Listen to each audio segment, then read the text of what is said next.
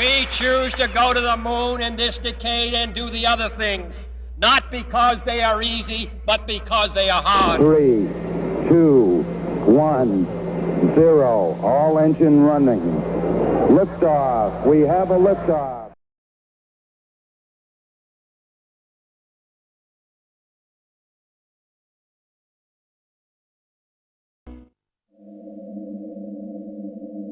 August the 18th, 1960. 160 kilometers above the Earth, a secret race in space has just begun. Corona, America's first photographic spy satellite, has become operational. The capsule was loaded with nearly a kilometer of film. The camera could capture images of objects as small as a car on Russian territory, at least on a clear day. The satellite would be taking pictures. A parachute would open. And they'd go to all this trouble of capturing this capsule that's coming back down to Earth.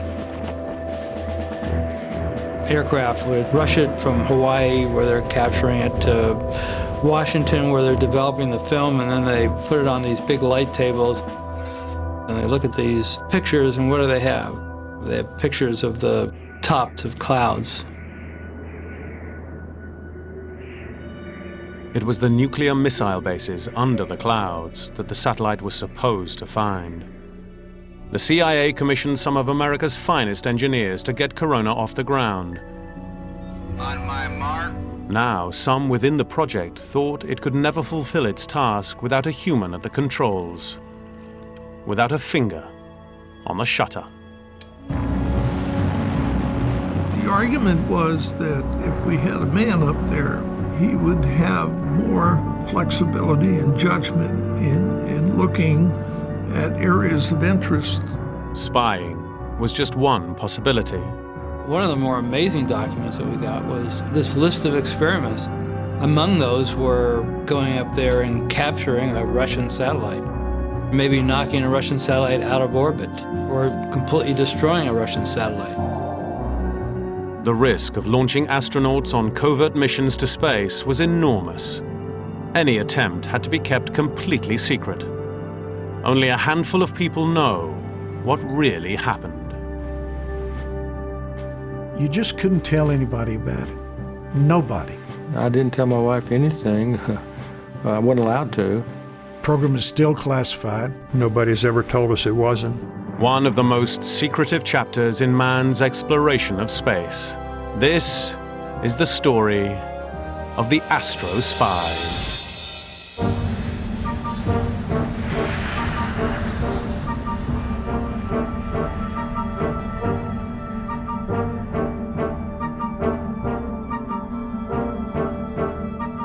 May Day, 1960, the height of the Cold War, and 20 kilometers above the Soviet Union, all systems were go.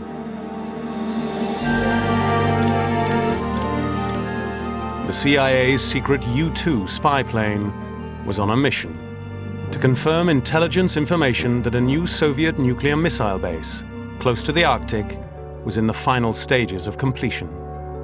So this made the White House very nervous. It was in a position where it could launch missiles over the North Pole, which was the shortest route from Russia to the United States. The U-2's cameras were technological masterpieces. However, the key to a successful flyover was the pilot's ability to find and photograph the designated target.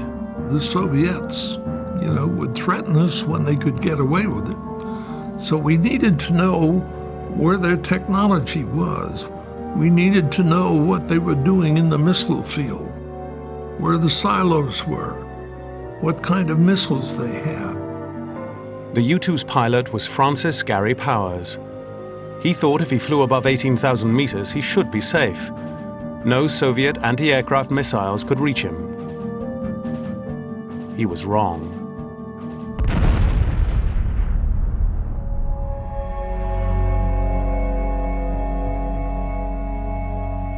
January 1964. a group of America's finest military pilots arrive at Edwards Air Force Base in California. They had been assigned to train at ARPS, the Aerospace Research Pilot School. So I arrived at Edwards into what they called ARPS. Didn't know a soul. Run by Chuck Yeager, the first man to fly faster than the speed of sound, ARPS was a school where some military pilots, with the right stuff, were groomed to become astronauts in NASA's civilian space program. This year, it was different.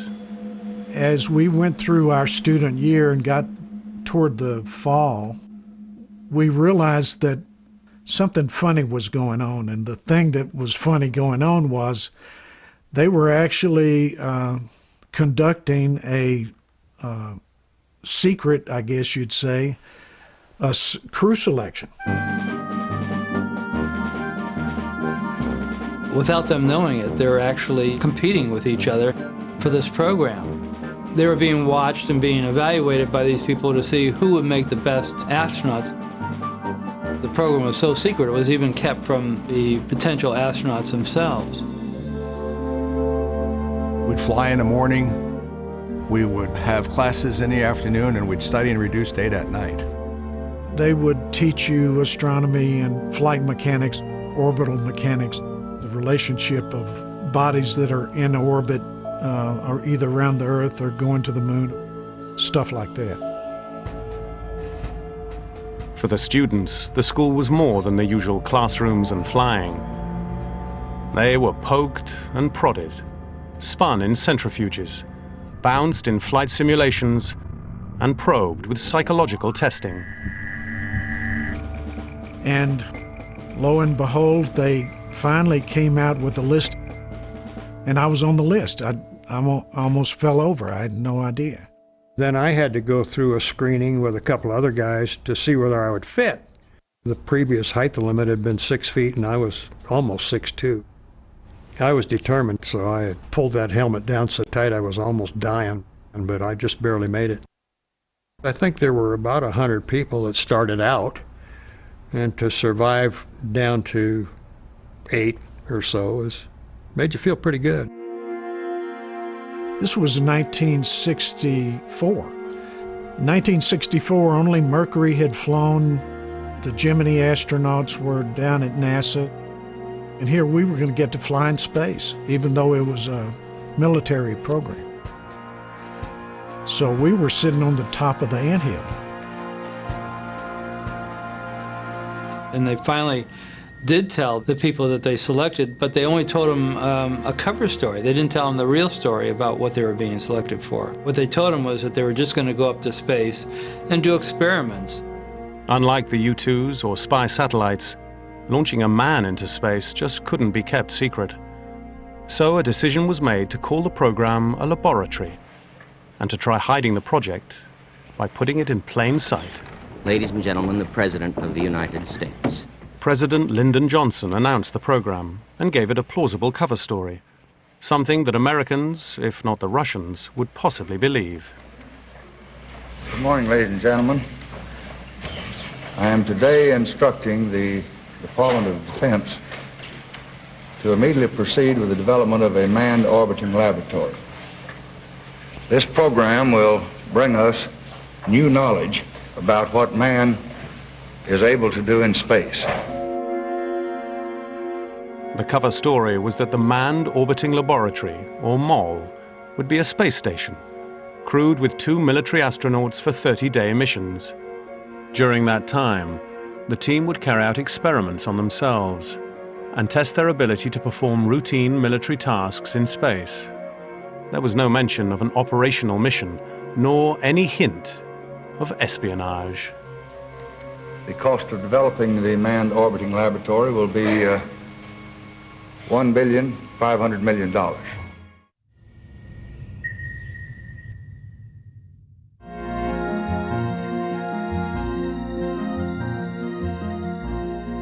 Three months had passed since an Air Force crew had been assigned to the Manned Orbiting Laboratory.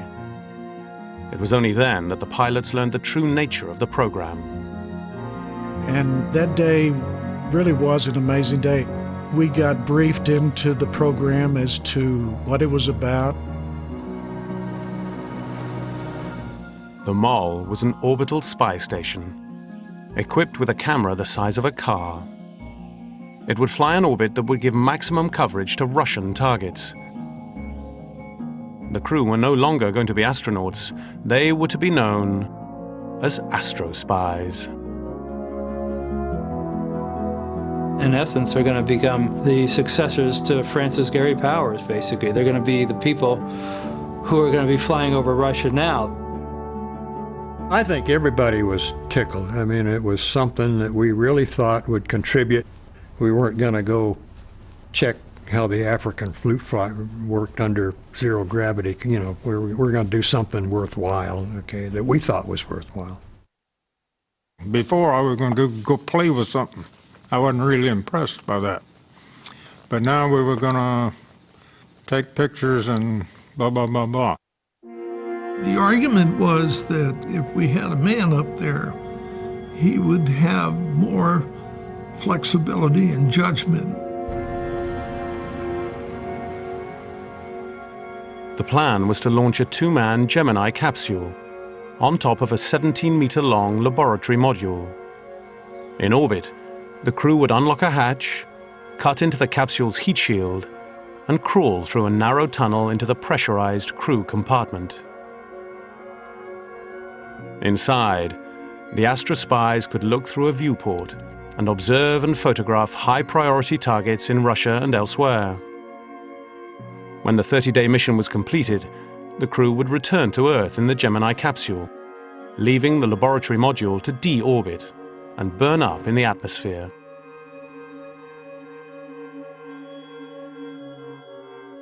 With their highly classified mission in hand, the ASTROSPIES disappeared into a hidden world. But despite the carefully crafted cover stories, despite all the safeguards, half a world away the Russians were carefully watching and listening. They didn't believe a word. We had some information about the MOL program from open and closed channels. We had our sources. These guys in Russia were smart. They could look at MOL, they could see sort of the general systems layout, and they could tell you, well, this is for something much more serious than simply applied military experimentation. Russia was being surrounded by a network of American nuclear missile bases, and we needed information on the location of these bases. Reconnaissance from outer space was absolutely necessary. We faced the problem of how potential targets could be identified and located. That's how the ALMAS project was born. In Russian, Almaz means a diamond in the rough. It was the code name for the Soviet spy platform, a name that could never be spoken. Almaz was a state secret, a spacecraft the Soviets hoped would dwarf the American MOL. It's not just a satellite or a spaceship. It's a whole complex, a whole system that consisted of a number of elements. Its overall weight was about 20 tons. We're talking about two massive, 20-ton spaceships in space docked to each other, cosmonauts photographing the Earth, perhaps even doing some sort of battle simulations. The project wasn't just going to be bigger, it was meant to be better. Unlike the MOL, Almaz was designed to stay in orbit for years at a time. Supply ships would ferry cosmonauts and equipment back and forth on a regular basis. The Soviet Union at that time was ahead in many ways. We launched the first satellite. We had the first spaceman, so we believed we were ahead of everybody. MOL crew members began simulating life in zero gravity. We did some of the work in zero-G airplanes, particularly learning how to crawl through that hatch in the Gemini B. One of the tasks the ASTROSPIES simulated repeatedly was one of the most basic: going back and forth through the hatch and narrow tunnel that connected the Gemini capsule to the laboratory module. One would go back into the Gemini through this really awkward tunnel. Now, as we progressed on the program, we got better at what we were doing. In an eerie, parallel world, cosmonauts were practicing exactly the same maneuvers in Russian aeroplanes. Even though there was no exchange of information between the Americans and the Soviets, we were thinking in the same direction.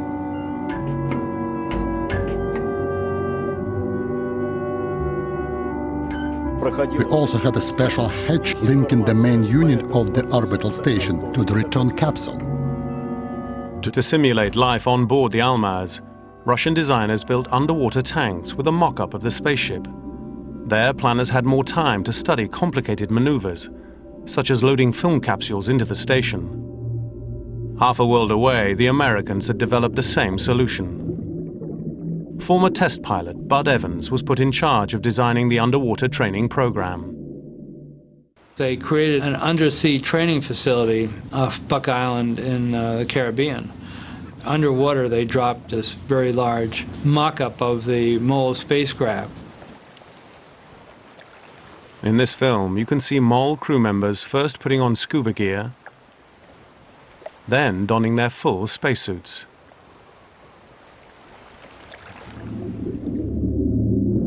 With a more complete mock-up, the MOL crew members practice more mission-critical tasks, such as simulating how to move the packages of exposed film through the narrow tunnel into the Gemini capsule. While both the astronauts and cosmonauts were training for reconnaissance, military planners saw orbiting spy stations as just a first step.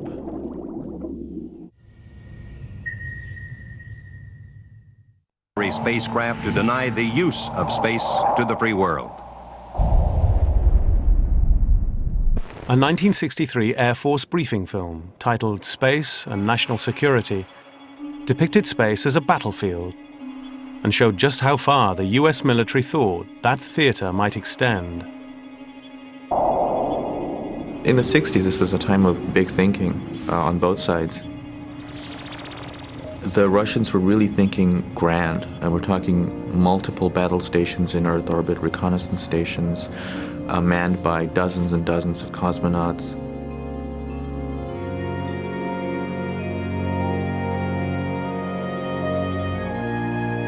One of the more amazing documents that we got was this list of experiments that were going to be used on the MOL. Among those were things that would be considered outrageous today. Going up there and capturing or stealing a Russian satellite. Going up there and maybe knocking a Russian satellite out of orbit. Or completely destroying a Russian satellite. Of course, we did realize that the Americans tried to develop the satellite interceptors and killer satellites. So we decided to develop a special cannon that was placed on the orbiting station. We just wanted to test and see how it worked in outer space. If somebody wanted to inspect or even attack the Almaz, we could destroy it. Before these ambitious plans could be made a reality, US and Soviet engineers and designers had to contend with some fundamental laws of physics. It's a mystery to most people who haven't flown in orbit, what it's like trying to look at the ground as it's going by when you're going 18,000 miles an hour. Just looking out the window with normal or the equivalent of 20/20 vision, you could see tankers, oil tankers in the Gulf of Oman. They looked about that big. You couldn't see anything smaller than that without magnification. The magnification system developed for MOL was state-of-the-art in optical engineering. The camera system and optics, an advanced set of folded mirrors tucked into the station, were so far ahead of their time that identical configurations are still in use today. So if you picture a Hubble Space Telescope, this huge bus-size telescope in space, pointed out at the stars. If you just turn it around and point it towards Earth, that would be the KH-11. We had very high resolution. For photo analysis, one of the most important factors is resolution. The higher the resolution, the smaller the object you can see on the ground. Extraordinarily, the MOL's camera was designed to spot objects as small as 3 inches. The 3-inch resolution was pretty critical to providing our people with the technical details of what the threat was and what the capability was. The goal of people who do reconnaissance has always been to get the highest resolution. But it's a trade-off.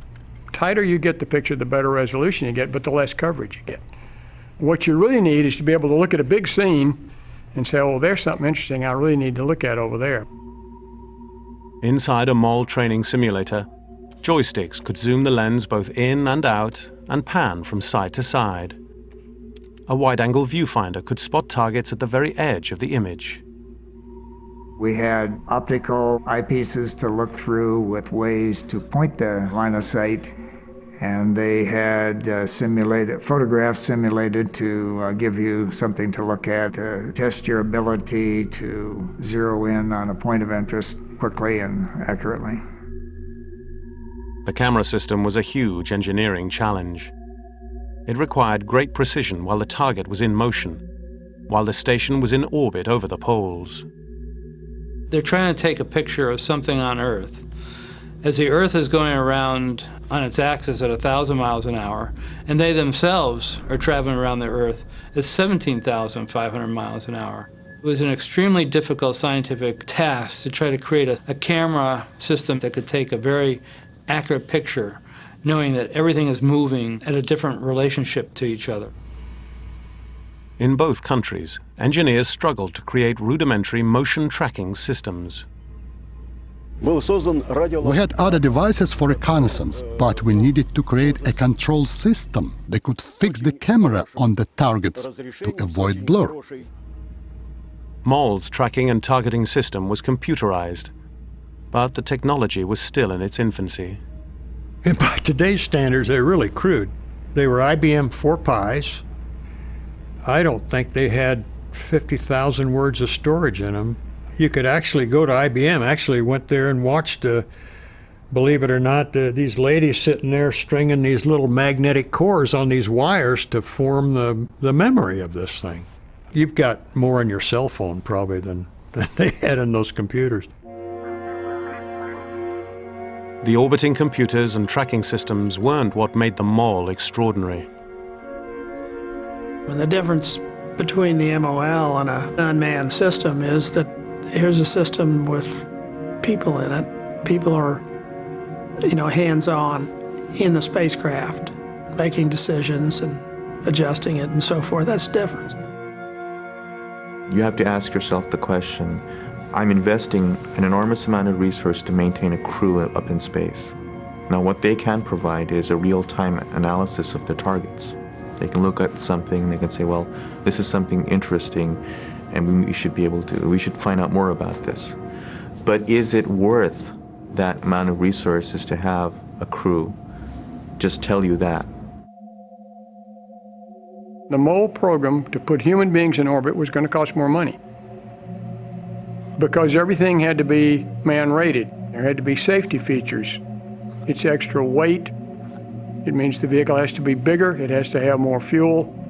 It just adds cost everywhere along the line. MOL was a very expensive program. It seems like chicken feed today. I think it was a $3 billion program. But in the 1960s, that was a lot of money. Think back in the mid to late 60s, Johnson was the president. He was trying to fund all the Great Society programs. He was trying to fund the expansion of the war in Vietnam. He was trying to fund going to the moon on Apollo, and here we were. And we would take a cut basically every year, and we used to jokingly tell ourselves that the only thing that remained constant on the program was the number of days till the first launch. The scheduled launch date for the first MOL mission was August 1970. The Russians planned to launch Almaz that April, to commemorate the 100th anniversary of Lenin's birth. In November 1966, the Americans seemed poised to make a huge leap forward. At Cape Canaveral, a unique rocket configuration was rolled out to the launch pad. On top of the standard Titan 3C solid rocket boosters sat a hollow mock-up of the Mole laboratory. And on top of that, workers attached an unmanned Gemini B capsule. Designers needed to test whether the Gemini's heat shield would still work after the Mole's access hatch had been cut into it. Unlike most NASA launches, there were no astronauts on display. At 8:50 on November the 3rd, the Mole program got off the ground. Just over 160 kilometers in space, the unmanned capsule was ejected.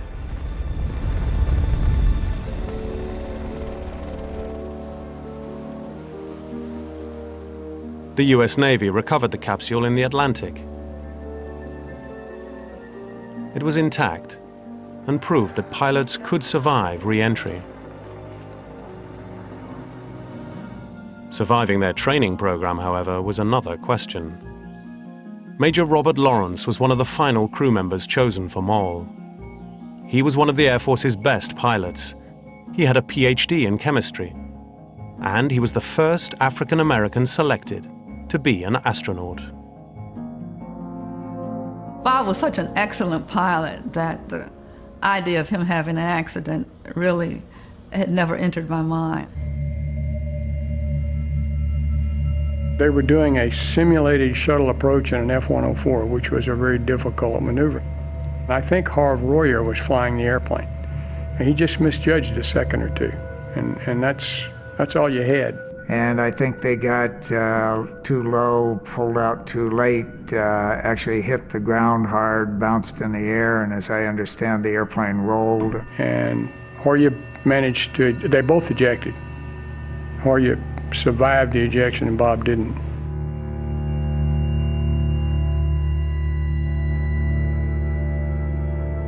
I was standing at home changing the buttons on a dress, and I looked out the window and saw Bob Harris coming up the walk. I thought, I don't have to ask.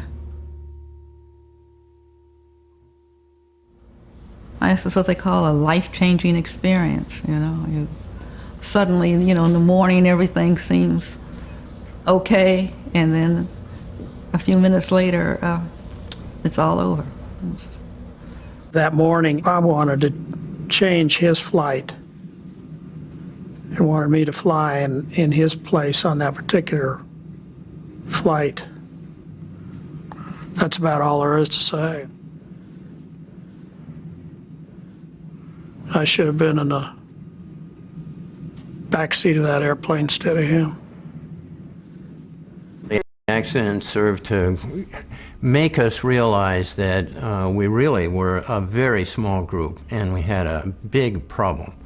And that meant lots of training and that we expanded our efforts and increased our efforts.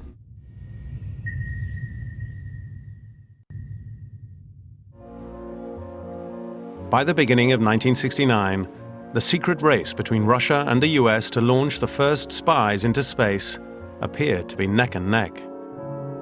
Both sides had made significant advances, and yet both were years behind schedule.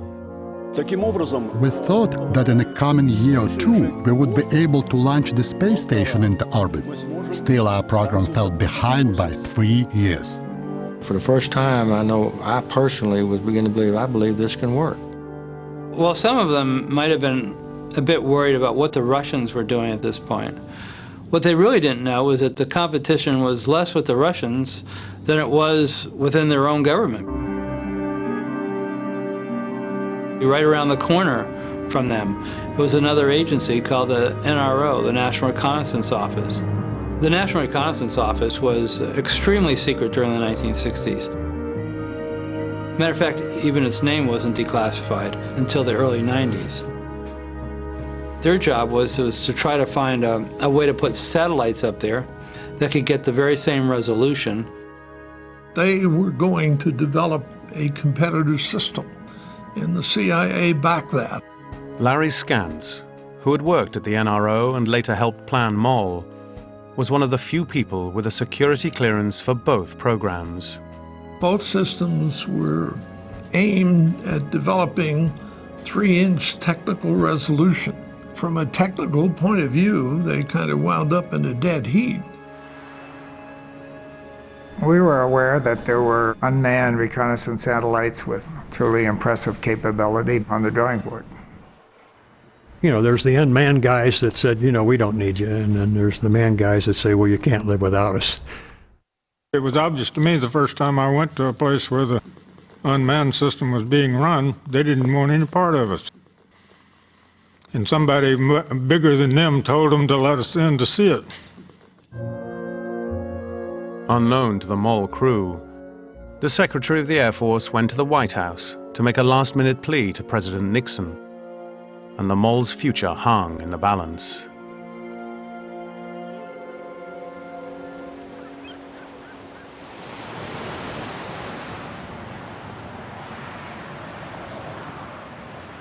For Hank Hartsfield, the morning of Tuesday, June the 10th, 1969, was like any other.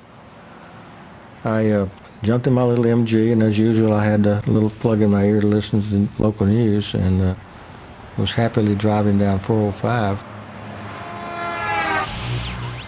They came in with an announcement. This morning, the Manned Orbiting Laboratory has been canceled by the Department of Defense. Holy cow, what's going on here? And there was 2 news stations. I switched to the other one to see if the story would be any different, and it wasn't. What happens to the 14 astronauts now who've been training for lengthy missions? Well, they'll find, I'm sure, appropriate assignments elsewhere. They're a very good bunch of boys, and I'm sure they'll have many opportunities to use this experience in their furtherment of their careers. Okay, sir. Thank you. The end of the MOL program turned out to be as low-key as its beginning. 6 weeks later, the world focused on man's role in space, watching Neil Armstrong set foot on the moon. Oh, that looks beautiful from here, Neil. It has a stark beauty all its own. The world was unified at that point, and I think everybody was happy that a human being had landed on another planet. By the same token, I would say that I still cry at night a little bit about not getting to go. The Americans had just landed on the moon in 1969, which was probably the greatest event in the history of space exploration so far. The Russians had completely been upstaged. They'd lost the moon race. So Dmitry Ustinov, who's basically the effective head of the Soviet space program, demands something to respond to this. This was the Russian response. The spy station called Almaz. 13 years in the making, the sole remaining capsule is locked away in a warehouse on the outskirts of Moscow. It's a closed facility, a place foreigners are still denied access. Cameras were allowed inside, but only with a Russian crew. The Almaz capsule was divided into 3 sections. The first was the crew quarters, where there was a rudimentary bed and a table where cosmonauts could sit and prepare food.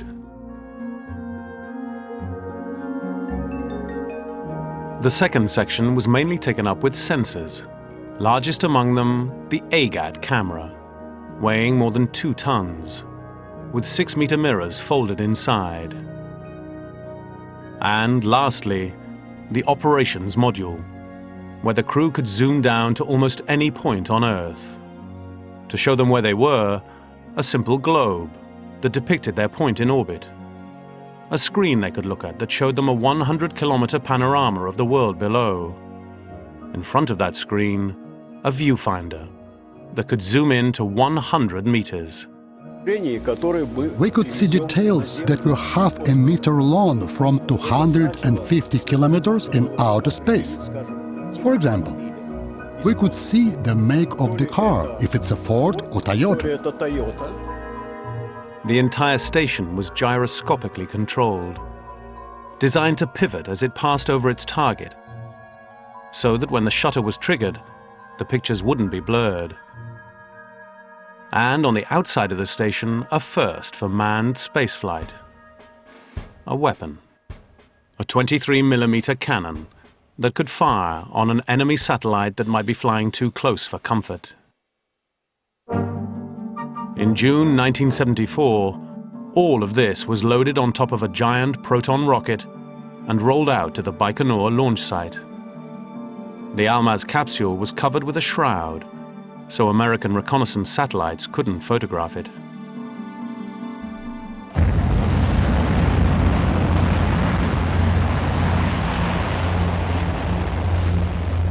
Nine days later, Colonel Pavel Popovich and his flight engineer, Lieutenant Colonel Yuri Artukin, were launched into space to dock with the Almaz station.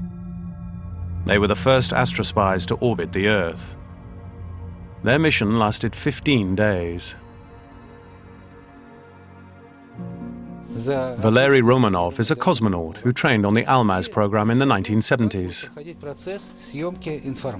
Inside the command center, he demonstrates how Popovich's mission worked. These are the synchronization levers. By pushing the button, we could switch on the camera. But the process itself went like this. Here is the panoramic screen where I can see the ground beneath the station. And this is how I zoom in.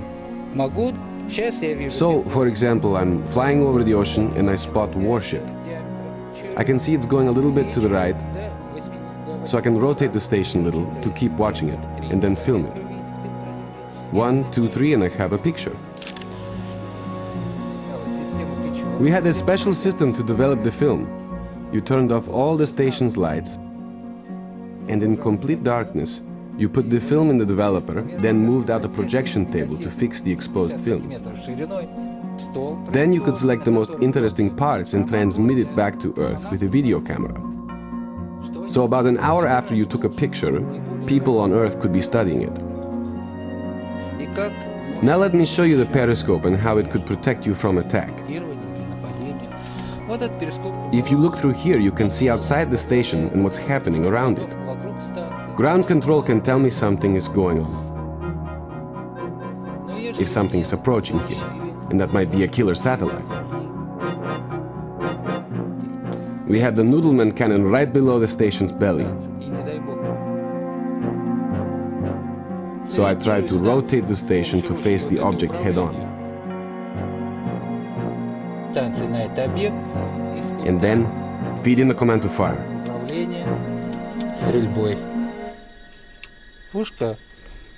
Fortunately, that never happened. We were afraid about what would happen to the station if we fired the cannon, so we never tested it with the men on board. But after the crew left, we fired the cannon by remote control, and the station survived the intense vibration. Subsequent missions to Almaz were problematic. On 2 missions, cosmonauts failed to dock with the spy station and returned to Earth empty-handed. On the 3rd attempt, the cosmonauts docked successfully and entered the Almaz. But on their 42nd day in orbit, the station's electrical systems suddenly shut down. Alarms sounded, and the station was plunged into darkness. Out of radio contact and drifting in space, the cosmonauts struggled for 2 hours to bring the craft back online. When power was restored, the frailty of man in space became clear.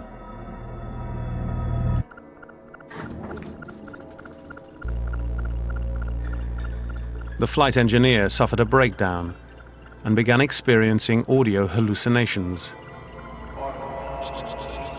No medicine on board could help.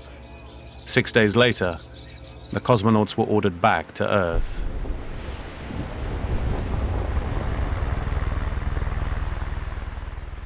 In February 1977, Viktor Gorbatko, a Soviet Air Force colonel, was the last pilot to command Almaz.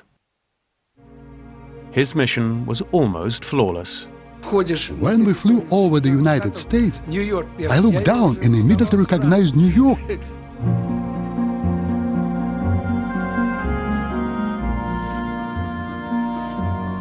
We could see human beings on the streets.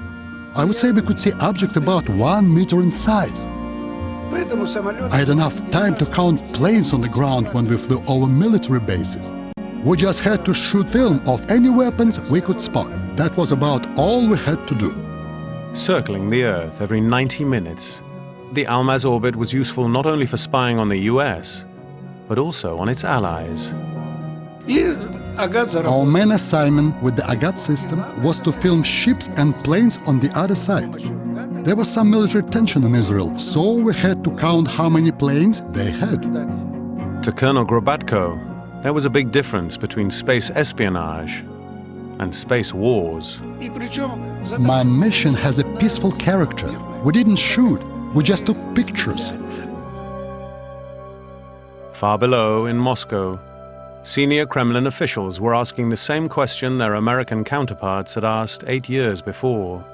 Was this really worth the effort and the risk? On February the 25th, 1977, at 9:21 a.m. Moscow time, Colonel Gorbatko undocked from Almaz and descended towards central Kazakhstan. He and his partner would be the last ASTROSPIES. After 13 years of extraordinary effort by scientists on both sides, with billions of rubles and dollars spent, only 5 missions had been launched, all by the Russians, and just 2 of those were deemed a success. For all the effort, the ASTROSPIES had managed just 81 days in orbit. In the end, it came down to a competition of man against machine, and machine won. I absolutely think it was a premature decision to close down the program.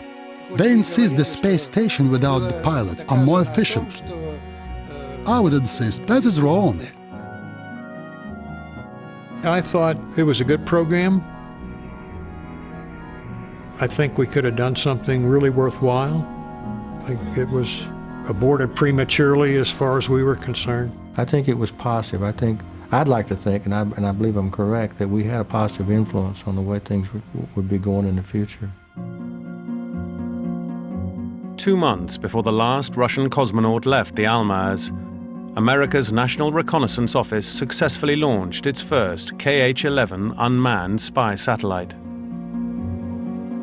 Said to be capable of capturing images with a 3-inch resolution, but using video sensors instead of film. This was the digital age of espionage. This rendered America's ASTROSPIES obsolete before they ever flew.